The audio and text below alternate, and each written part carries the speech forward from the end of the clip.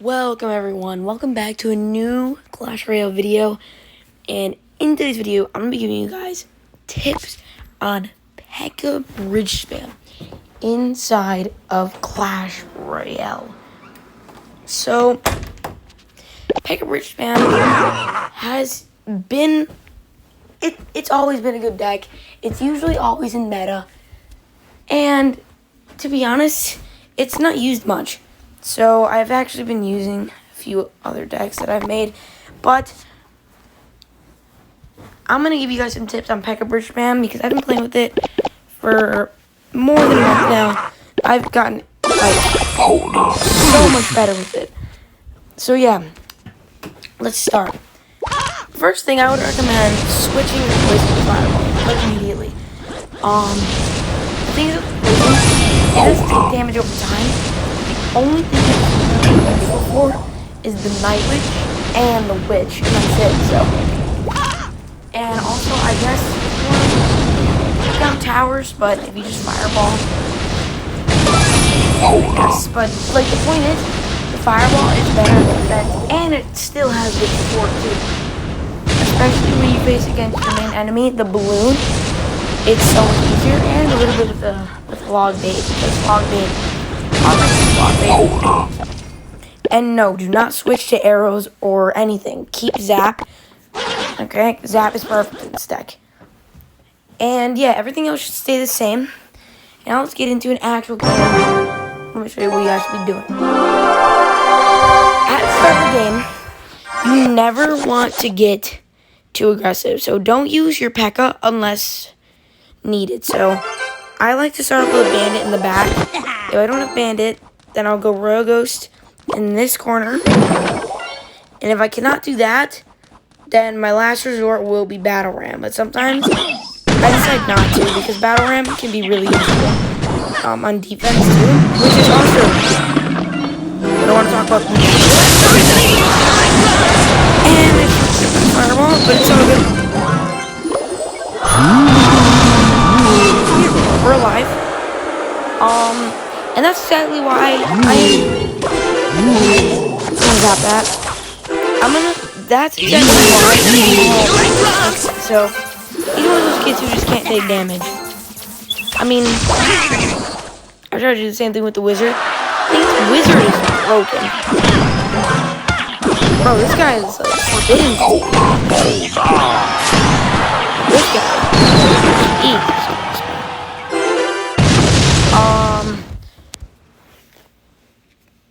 Just don't get aggressive at the start of the game.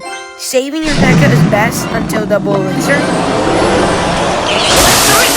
only do is attack all here. I didn't think I needed it. And he wasted his Starmie. Royal Ghost. And with this deck, you wanna apply dual bridge, what's it called? Dual So, that means is you want to attack both sides of, so, you don't want to just go for one side, but don't get too aggressive until double elixir. That's the thing with this deck. It's not that good on defense, so that is literally the perfect thing ever.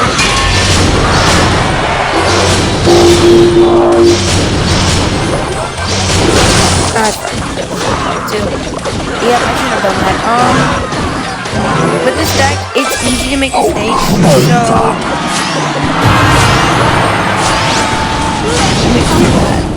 I think we'll be good from here. I think we missed that down. But shaking the deck up is definitely like it's required unless they take down like they're not like electric dying out gold and yes, you're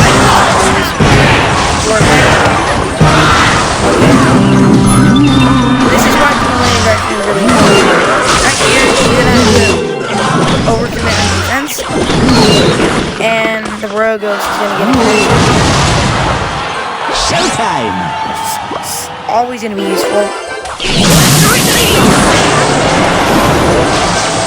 So he was lit. Balloon doesn't get a hit on tower. We'll bandit, and then we'll battle him. Screws up the battle him. Run through that, see if we can get some extra damage with these orbs. And we're gonna put something behind it. Alright, oh, now we did it. That's all good. It's late. That's so, you see, me applying this dual lane aggression is really important. And here's another great tip that I have for this deck. Utilize your battle ram on defense.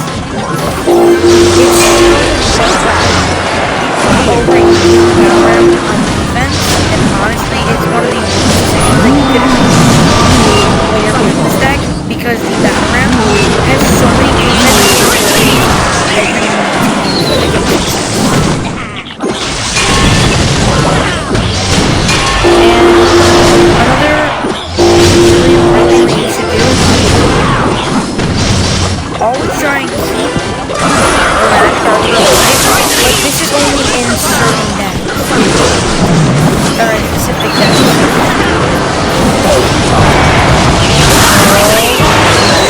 He misses the bandit connection.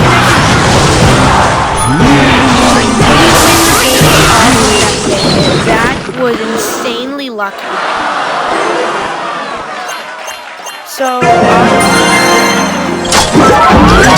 later, we would have lost, but we won that game, and it was a really good game. I enjoyed it a lot.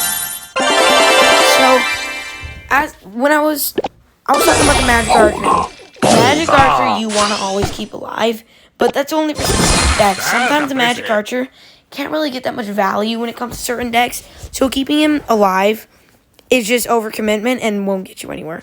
So decks that you want to keep your Magic Archer alive for is Golem, especially because Magic Archer will get infinite value on defense, and you just need that because Magic Archer's range, and he's so well when it comes to Golem down pushes.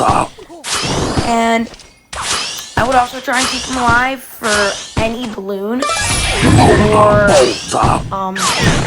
balloon, lava hound, or that's really it, to be honest. Any air, any deck that has their main power troop or main attack card as air. So Magic Archer, he's one of the only cards that goes for air. Kind of need that. So, and lastly, don't overuse your Magic Archer for chip damage. That is something that I did at the beginning, and I completely regretted it. I completely regret doing it because I could have been at Master 2 right now because I was getting so close. But Magic Archer, you want to wait because Magic Archer has his time and his place. Magic Archer, if you want to look at his stats, his projectile range is 11. So you want to be careful with his placements too. You gotta, I don't know how far he'll reach and if he'll even hit the tower. If you misplace that Magic Archer, you're not getting any good value. You're getting nothing from it. And that is something that is terrible. So saving your Magic Archer for things that it's actually meant for is extremely important. Okay? Let's go into another game. And this time, we will Royal Ghost in the corner like this. Alright. That is something I haven't seen in a while. So, after 100 years, I was not expecting this. We're gonna battle him? Oh no, that's terrible. Actually, that's not reasonable. Hunter chases it. Hunter chases after and it gets the connection. Okay, so we're gonna have to choose Pekka here because that's a really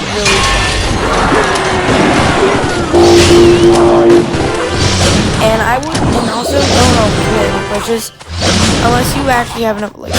And look at all the damage that Pekka did. That's the reason why. Let's see. We're gonna bandit, and we're gonna see what this guy has in response to. Oh, he has no response. I think Pekka can take on that tower in a moment. Oh, this guy completely gave up. And that is a victory.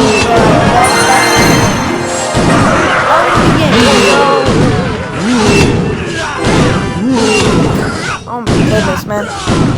There you go. So there's so many good tips for Pekka Bridge Spam, and also I do have maybe one or two more tips that I can give you guys. For certain matchups. Against Golem, do not apply dual lane aggression, because Golem is a beatdown deck. So any beatdown deck, you want to try to apply aggression in the same lane, unless you start off with that one lane that you were going after, like leaving it off at 1 health. The only reason why you want to go for the same lane is because beatdown decks are also only going for the same lane, and they do so much damage. So you trying to get damage on one side is just best, so that you're not far behind on damage when it comes to the end of the game. So that's why for example, Lumberjack Balloon decks, you don't always have to go for same lane, because it's not a beatdown deck. It does require a little bit of defense, and it's kind of a broken deck, but going for dual lane aggression doesn't allow them to actually use a balloon. The thing is with Golem players, they don't care, They'll just go straight in. So that's why for Golem or Lava, you want to apply same lane aggression. Alright? That's another tip that I'll give you guys. And let's start this one off. That was a misplaced Royal Ghost. I forgot. This guy's balloon. I'm gonna be so angry. So we have a counter here, and this it looked like Ice Bro for a second, but and that no. Actually, this is good. Magic Archer. You really just dip like that? Okay, pull back. The reason why I did that is because Magic Archer will always require that thing can shred your tower. No matter how weak it looks, that thing can shred. Royal Ghost will also require an answer, so we're gonna Magic Archer because I do know that his Hard Rider may. There it is. See? I want to take some damage there. And now we'll Bandit. This guy has really good defense. He is a cheat bag, but Magic Archer and Bandit get a connection, so pull the Valkyrie. Zap us. And do we get a connection? We do. And we just fight that Valkyrie. That is so much damage. So I think I might Pekka here. He doesn't play he didn't use Hard Rider. This is well played. Ooh, a good play. So we'll back on this. Just for counter push. Now it's counter push. He's gonna have to respond to that. We'll kite that Prince. Down him. And he waits. What do we use for Fireball? Oh, yeah. Give us some value. Good job, Chris. Good job.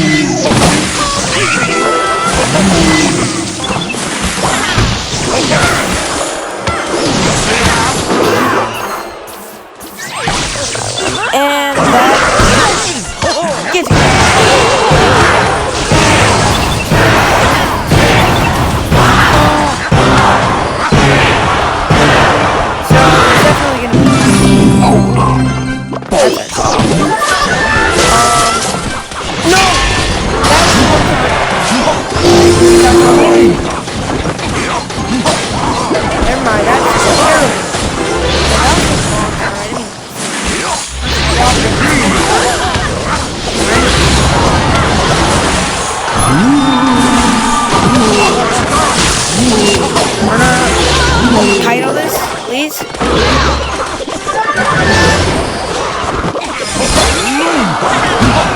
Fireball will be victorious. And that's a GG. There you go. I just utilized most of those tips in that game. So, I mean, hey, there you go. That's your guide on Pekka Bridge Spam.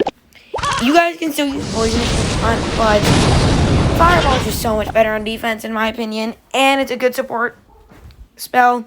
And it just gets you those dubs much faster than poison would. So, yeah, I completely recommend the Fireball.